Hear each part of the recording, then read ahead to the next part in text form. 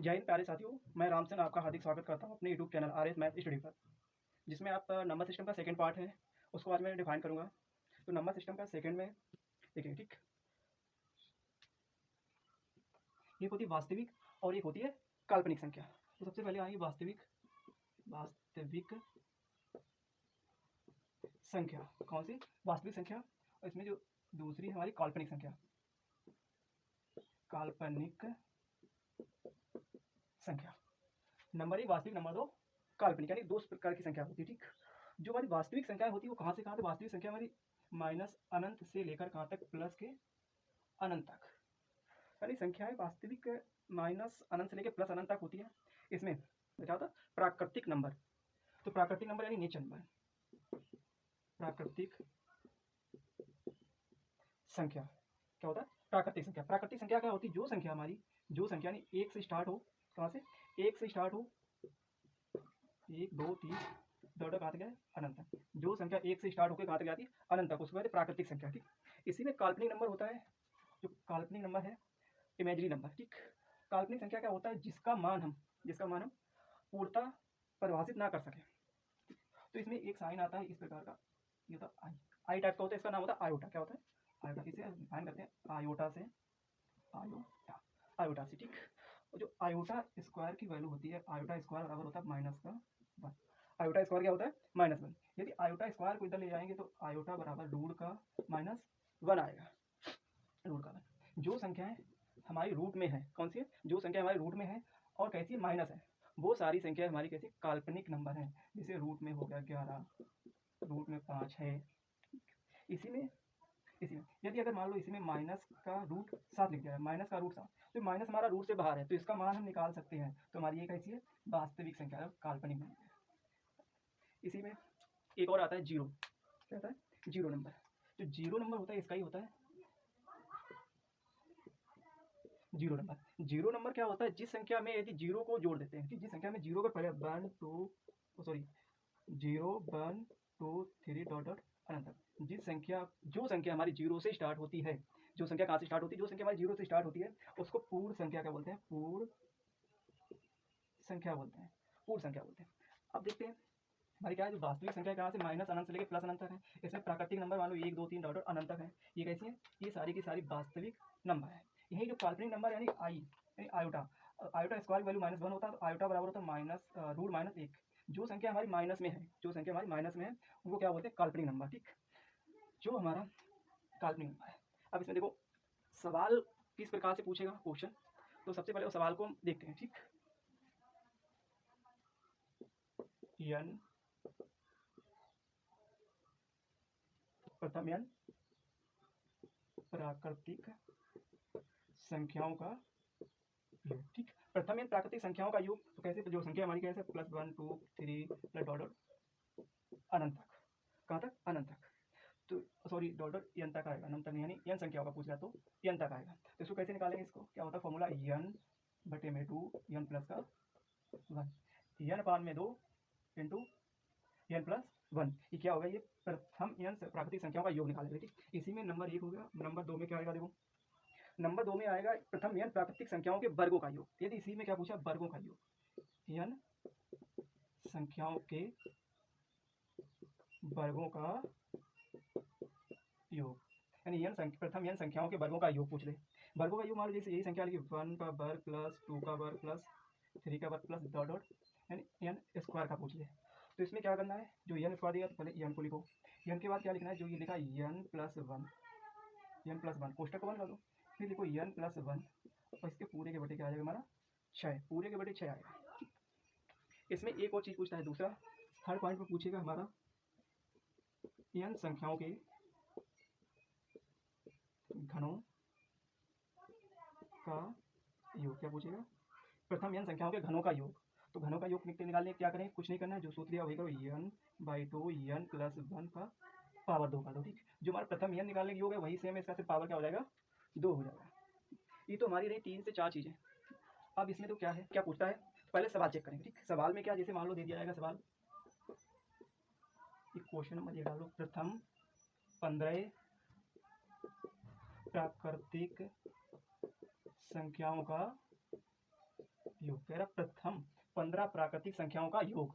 तो यानी कि यहाँ पर क्या अभी फॉर्मूला लिखाया था n/2 n प्लस 1, यही था। तो जो n बराबर यहाँ पर कितना है 15 है, ठीक। तो 15/2 और यानी कि 15 सॉरी इसको कोष्टक अंदर देखो 15 प्लस 1 तो 15/2 15 1 16, ठीक। इसको इससे काट दो 8 बार गया।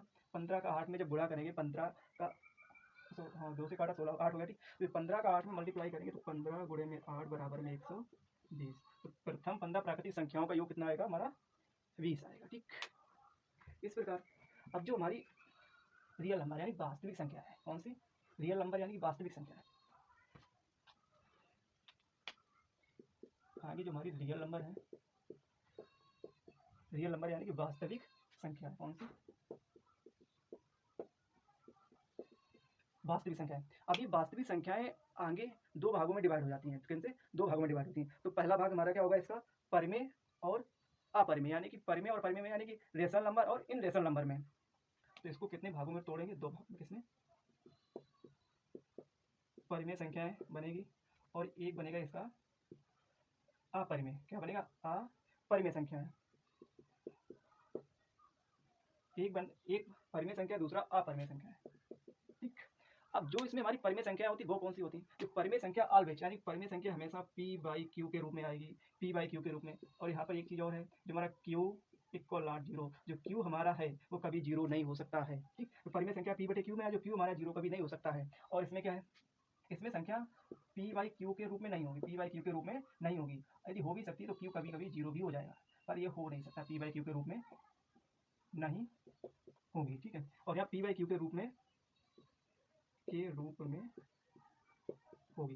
अब देखो एग्जाम्पल में संख्या देखो, जैसे अब एग्जाम्पल में संख्या मान लो, अब यहीं पे एक संख्या लिखे दे रहे कितना 2.9, कितना लिखा 2.9। यदि इसको आगे करके क्या करेंगे 2 9 दशमलव बैठाया 0 10, तो हमारी कितनी संख्या आगे भिन्न के रूप में 29/10, तो हमारी p/q के रूप में आ गई। अब यहीं पर दूसरा देखते हैं, ठीक। आगे यदि संख्या हमने यहाँ पर लिख दी जैसे 22/27, ये भी तो p/q के रूप में है, बट q इसका जीरो नहीं होना चाहिए।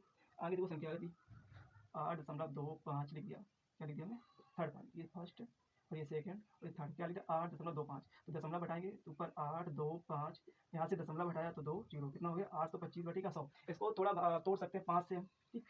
आगे 5 से तोड़ सकते हैं। अब इसमें तो क्या होता है अपरिमेय संख्या, अपरिमेय संख्या p/q के रूप में नहीं होगी, अपरिमेय संख्या p/q के रूप में नहीं होगी। अब तो देखो इसमें क्या आएगा, जैसे रूट में जितनी संख्या है, रूट में संख्या जो भी संख्या रूट में आ रही है वो सारी अपरिमेय संख्या है। रूट मान लो 1.732 डॉट डॉट करके, ठीक। जो संख्या यानी कि कुछ टाइम बाद अपने आप को दोहरा रही है, अपने आप को दोहरा रही, तो वो भी संख्या हमारी किसमें आएगी अपरिमेय में आएगी, अपरिमेय संख्या होगी। और रूट का यहाँ पर 2 लिखा, रूट का 5 लिखा, रूट का x लिख दिया, ठीक।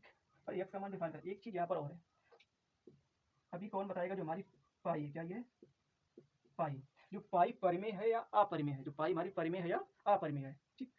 जो पाई हमारी है कैसी है अपरिमेय है, लेकिन पाई का जो मान इतना 22/7 ये परिमेय संख्या है, क्योंकि इसे परफेक्ट नंबर में लिखा 22/7, लेकिन पाई का मान अभी तक परिवर्तनीय है, चेंज ही होता रहता है, ठीक। अब यहाँ तक, अब देखो इसको क्या करेंगे, ठीक। अब इसमें क्वेश्चन कैसे फंसेगा हमारा,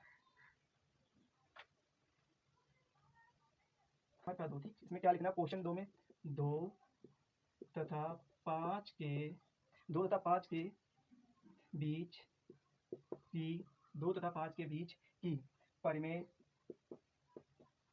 संख्याएं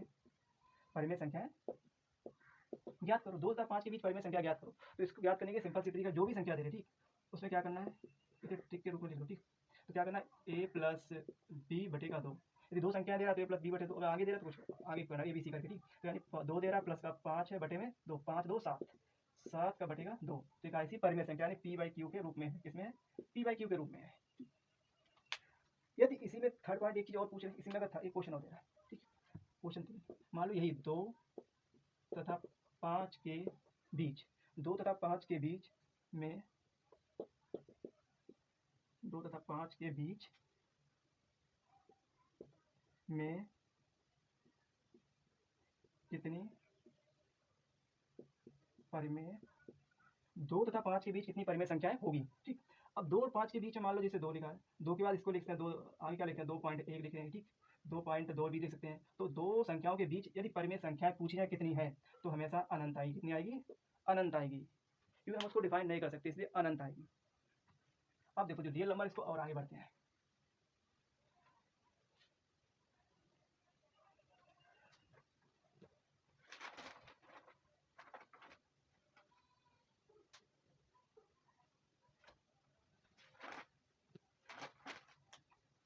अब जो रियल नंबर है इसको डिफाइन आगे किया, किसमें किया गया, दो भागों में बांटा गया।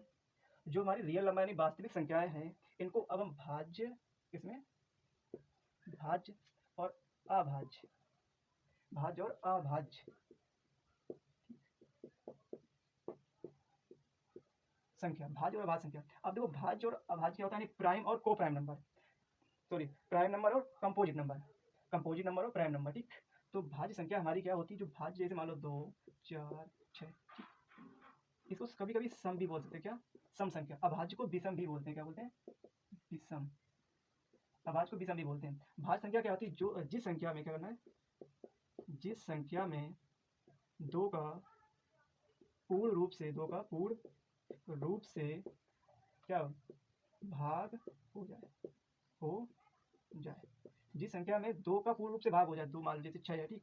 6 को 2 से काटो जाए, कितनी बार, 3 बार काटेगा, रिमाइंडर क्या आएगा, 0 आएगा। ऐसे यहाँ पर 10 हो गया, 10 को 2 से भाग दिया जाएगा, 2 पंचे 10, रिमाइंडर क्या आएगा, 0, 5 बचेगा। अब इसी में क्या है, जो संख्या 2 से पूरी पूरी कट जाए उसको क्या कहते हैं, भाज्य संख्या। अब इसमें देखते हैं अभाज्य, यानी कि प्राइम नंबर क्या होता है, प्राइम नंबर। अब प्राइम नंबर क्या है, अभाज्य। अभाज्य संख्या है, अभाज्य संख्या क्या, या तो वो स्वयं से कटेगी या एक से कटेगी, जिन संख्याओं के कम से कम 2 फैक्टर हो, जिन संख्याओं के कम से कम 2 फैक्टर हो, वो क्या अभाज्य प्राइम नंबर कहलाती है। अब देखो क्या है, अब जैसे मान लो 5 है, 5 को किस किस से काट सकते हैं, 5 को 1 से काटेंगे और 5 से काटेंगे, ठीक। तो इसके कितने 2 फैक्टर बने। मान लो यहाँ 7 है, 7 को 1 से काटेंगे, 7 से काटेंगे, 13 है, 13 1 और 13 से, ठीक। जो संख्या एक बार स्वयं से विभाजित हो उसे क्या कहते हैं, प्राइम नंबर, क्या आएगा, प्राइम नंबर। अब यहाँ पर प्राइम नंबर होते कितने हैं, प्राइम नंबर कितने होते हैं, ठीक। अब यहाँ पर हेडिंग डालें कौन सी, प्राइम नंबर। प्राइम नंबर है अभाज्य, अभाज्य संख्या, प्राइम नंबर यानी कि अभाज्य संख्या। अब देखो अभाज्य संख्या क्या पूछता है, कभी कभी पूछ देता है संख्याओं, इसमें नंबर 1 में कभी क्या पूछेगा, पूछे 1 से, कहाँ से पूछे, 1 से 50 तक कितनी प्राइम नंबर है, कितने प्राइम नंबर हैं, ठीक। पूछेगा 1 से 50 तक कितने प्राइम नंबर हैं, तो हम 1 से 50 तक प्राइम नंबर निकालते हैं, कितने, 15। 1 से 50 तक प्राइम नंबर 15 होते हैं। और 50 से 100, नंबर 2 क्या पूछेगा, 50 से 100 तक कितने प्राइम नंबर हैं, तो ये होते हैं हमारे 10, कितने होते हैं, 10। यदि यदि गिनने को मतलब नंबर लिखने के बाद गिनने को बैठ जाए तो बहुत टाइम लगता है, ठीक। इस हिसाब से ऐसे निकालते हैं। नंबर 3 को क्या पूछेगा, 1 से 100 तक पूछेगा, 1 से 100 तक, 1 से 100 तक कितने हो जाएंगे, अभी देखो 1 से 50 तक 15 है, 50 से 100 तक 10 है, तो कितने हो जाएंगे टोटल के ये 25। 1 से 100 तक प्राइम नंबर कितने हैं, 25 संख्या है हमारी, ठीक। क्वेश्चन 5 लिखा है, यदि m 1 से 50 तक की अभाज्य संख्याओं का योग है तथा n 50 से 100 तक की प्राइम नंबर का योग है, तो m माइनस n का मान ज्ञात करो। ये कह रहा है यदि m कितना है, 1 से 50 तक की अभाज्य संख्याओं का योग, और n क्या है, यानी 50 से 100 तक की संख्याओं का योग है, तो m माइनस n का मान ज्ञात करो। अब देखो अभी मैंने दिखाया था 1 से 50 तक कितनी संख्या होती है, कितनी, 1 से 50 तक कितनी संख्या होगी, 15 है, ठीक। जो 15 क्या ये m का मान है। अब यहाँ से लिखा है 50 से 100, क्या 50 से 100, जो 50 से 100 की कितना होता है, 10 है। ये जो 10 है ये n का मान है, पूछा क्या m माइनस n, तो m माइनस का n निकाल देंगे, 15 माइनस का 10 बराबर में 5, तो इनका मान कितना आ रहा है, 5 आ रहा है, ठीक। आगे एक मोस्ट इंपॉर्टेंट बात बता रहा है, ठीक। क्या है, देखो इसमें क्या है, यदि तीन क्या है, यदि तीन अभाज्य संख्याओं का योग सम हो, क्या है, यदि 3 अभाज्य संख्याओं का योग सम हो, तो उनमें से एक संख्या 2 होगी। क्या होगी? 2 होगी। ठीक, यदि 3 अभाज्य संख्याओं का योग सम हो तो उनमें से एक संख्या 2 होगी। क्या होगी? 2 होगी। अब तो क्या करते हैं, जैसे मान लो x plus Y plus Z बराबर अभाज्य संख्या मान लो। ठीक, अभाज्य संख्या मान लो, यहाँ पर क्या ले लियो, 3 5 7। ये कैसी 3 5 7 अभाज्य है, तो 3 5 7 को जो जोड़ा कितना, 7 3 10 5 15। 15 कैसी संख्या हमारी है, सम संख्या नहीं है। ठीक, 15 संख्या हमारी सम नहीं है। तो सम लाने के लिए क्या करेंगे, कह रहा इसमें से एक संख्या 2 होगी, तो इन दोनों में से किसी एक को, तीनों में से 2 को एक मान लो। चलो इसको हम 2 मान लें, किसको 2, तो इसके स्थान पे 2 फिर 5 प्लस 7, तो इसको जोड़ कितना हुआ 14। 14 हमारी कैसी है, एक सम संख्या है। तो क्या यदि 3 अभाज्य संख्याओं का योग सम हो तो उनमें से एक संख्या 2 होना जरूरी है। ठीक, एक बात आप बताएं, 3 ऐसी लगातार अभाज्य संख्याएं बताएं जिनका अंतर 2 2 का हो। 3 ऐसी लगातार अभाज्य संख्याएं जिनका अंतर 2 2 का हो। तो आप 3 ऐसी अभाज्य संख्याओं का 3 ऐसी अभाज्य संख्या बताएं जिनका अंतर लगातार 2 2 हो। ठीक, आप लोग इस संख्या को, चलो मैं लिख रहा हूँ, क्या 3 ऐसी अभाज्य संख्या ज्ञात करो जिनका अंतर 2 2 का हो। क्या का 2 2 का हो। ठीक, ये क्वेश्चन का आंसर आप कमेंट में करेंगे। इस क्वेश्चन का आंसर आप कमेंट में करेंगे। आशा करता हूँ यहाँ तक मेरा पढ़ाना आप लोगों को अच्छा लगा होगा। यदि पढ़ाना अच्छा लगा तो हमारे चैनल को लाइक करें, सब्सक्राइब करें, और डेली के जुड़ने के लिए कहाँ पर आना है, @RS मैथ स्टडी। ठीक, कहाँ पर आना है, @RS मैथ स्टडी पर आपको डेली जुड़ना है। ऐसे ही वीडियो देखने के लिए आपका धन्यवाद।